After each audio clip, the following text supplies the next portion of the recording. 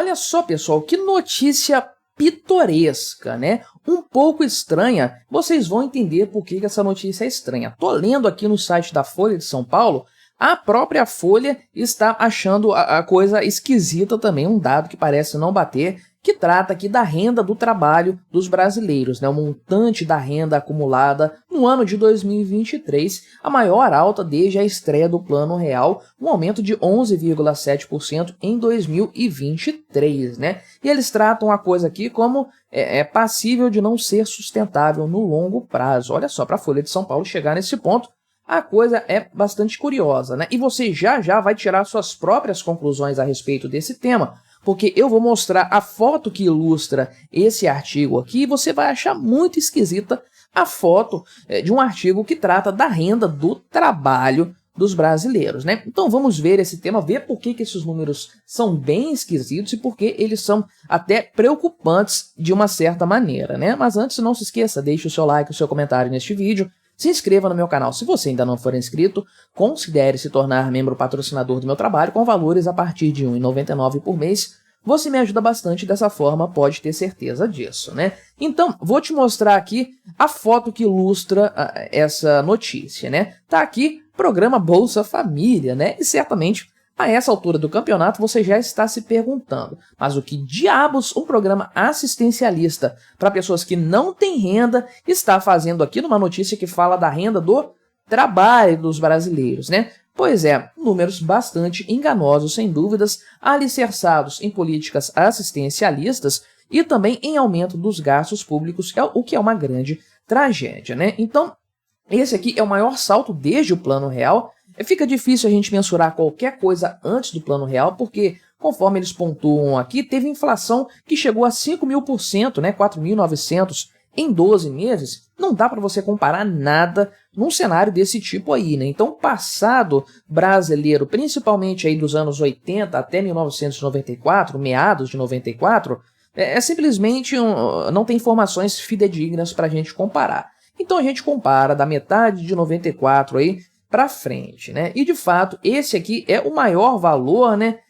Desde 1995, que foi o primeiro ano completo com a questão do Plano Real, né? Foi um aumento aqui de 11,7%, ou seja, um aumento real acima da inflação de 11,7% na massa de rendimentos do trabalho. Esse aqui é o nome, né? E é o dobro praticamente aqui do valor que foi computado lá em 2022, né? Que foi 6,6%. E é o melhor resultado, portanto, desde 1995, quando foi apurado um patamar de 12,9%. Isso aqui foi divulgado pelo IPEA, que é o Instituto de Pesquisa Econômica Aplicada, né? Já que os dados da Fundação Getúlio Vargas Social mostram que a renda real domiciliar per capita saltou 12,5% aí no ano passado, né? Então usaram aqui a pesquisa nacional por amostra de domicílios contínua do IBGE para chegar nesses números aí.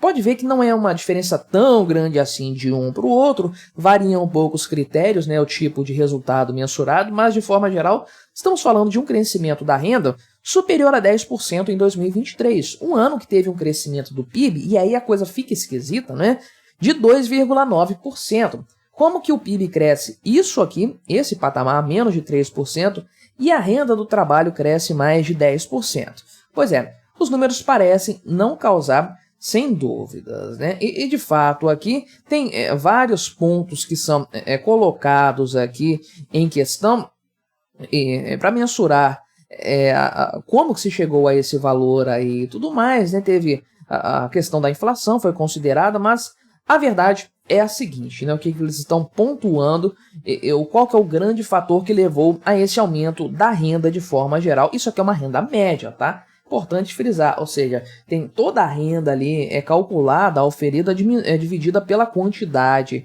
de pessoas que compõem essa renda, chega-se a um valor, compara-se com o ano anterior e tem-se então o ganho, o crescimento dessa renda do trabalho aí, ou sei lá o que eles estão medindo. Mas colocaram aqui, de fato, a questão, primeiro lugar, do gasto público, né? Uma explosão de gasto público, conforme o pessoal da própria Folha de São Paulo pontua aqui, aparentemente com efeitos multiplicadores na economia Sim, porque isso sempre acontece no primeiro momento. A grande tragédia da análise econômica para o povão, né, é justamente essa. O pessoal não consegue vincular o efeito do aumento da dívida pública com uma crise que acontece no futuro, porque logo no primeiro momento você tem um up da economia. Só que essa economia sobe, faz o voo da galinha e depois desce muito abaixo de onde estava originalmente antes dessa intervenção econômica por meio de mais dívida, né? Isso já aconteceu antes, não precisa nem descer a teoria, fica apenas na prática, na realidade, no histórico, você vai ver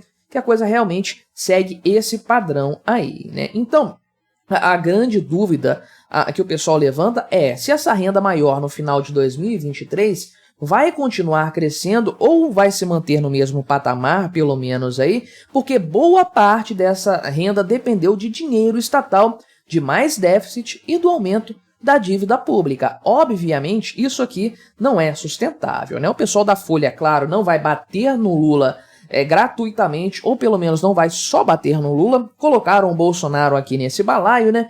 Disseram o seguinte, que tudo começou lá atrás no governo Bolsonaro, na segunda metade de 2022, que por meio de incentivos, benefícios e corte de impostos, né? Corte de impostos não é problema em momento algum, isso aqui muito pelo contrário, é a forma de você melhorar a economia, aumentar a renda das pessoas, derrubar os preços da forma correta, cortando na carne estatal, e realmente esse aqui é o caminho a ser seguido, né? E colocam isso na tentativa do Bolsonaro se reeleger. Se foi isso ou não, não estou nem aí, porque se o cara faz a coisa certa para se reeleger, merece se reeleger de fato, né? Uma tragédia que não tenha acontecido, essa é a verdade, né? E eles colocam isso no mesmo patamar da PEC de transição, que foi uma tragédia anunciada, 145 bilhões de reais de presente para o Lula começar o seu governo aqui com déficit, né? Lembrando que ele gastou mais do que isso, inclusive, né? 100 bilhões de reais a mais do que havia sido originalmente previsto. Mas é engraçado eles colocarem essa comparação, porque não...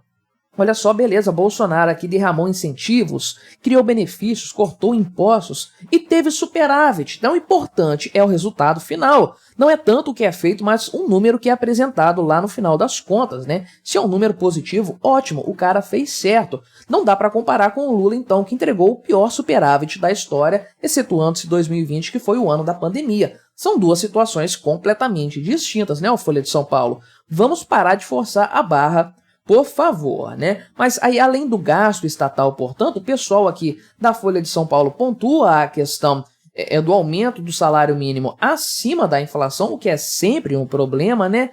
Reajustes ao funcionalismo público federal e também o retorno de programas assistencialistas como Minha Casa Minha Vida. O gasto com Bolsa Família também aumentou, então realmente aqui os gastos públicos aí fecharam com alta do PIB aqui acima da média dos anos pré-pandemia, né? E de fato aqui as principais medidas, então, são consideradas, né? O Bolsa Família, o valor mais alto do Bolsa Família aí, que inclusive dobrou durante o governo Lula, isso é importante frisar, né?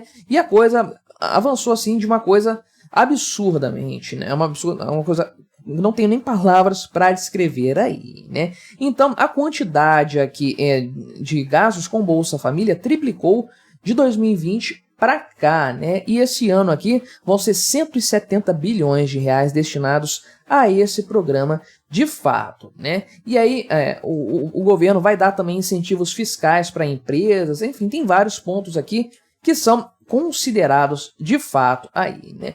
Agora, qual que é a questão, então, portanto, dessa situação toda, né?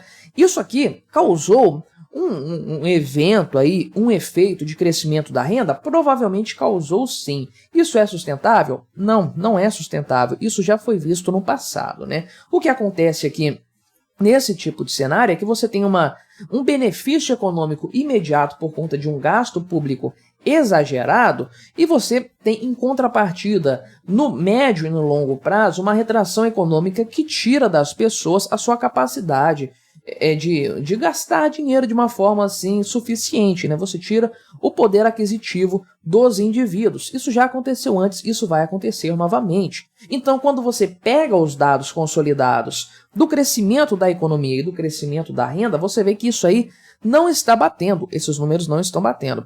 E quando você considera que a produtividade brasileira praticamente não cresce, está estagnada há décadas, essa é a verdade, a produtividade da indústria, por exemplo, cai ano após ano, uma coisa impressionante, né? Eles até colocam aqui um outro dado, né? Estão soltando fogos aí, deve estar tendo um jogo, sei lá, alguma coisa. Mas um dado aqui que eles colocaram também, que eu tratei neste canal, em outro vídeo, é a questão da taxa de investimentos, né?